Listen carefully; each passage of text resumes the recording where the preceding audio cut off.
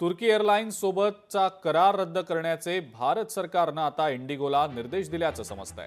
Operation सिंदूर दरम्यान तुर्कीनं पाकिस्तानला मदत केल्याचं समोर आलं आणि तेव्हापासून भारतानं तुर्कीच्या विरोधात कडक पावलं उचलायला सुरुवात केली आहे। भारत सरकारनं देशातील सर्वात मोठी खासगी विमान कंपनी असलेल्या इंडिगोला तुर्की एअरलाइन्स सोबतचा विमान भाडेपट्टा करार रद्द करण्याचे निर्देश दिलेत। भारत आणि तुर्कीमधल्या वाढत्या राजकीय तणावाच्या पार्श्वभूमीवर हा निर्णय घेतला गेलेला आहे।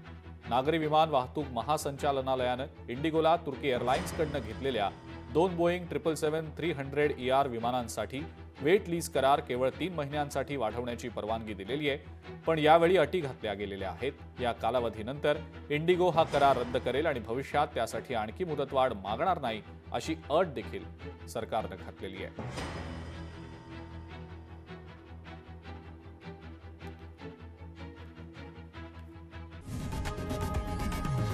लोकशाही मराठी ऐका, पहा, जागरूक रहा।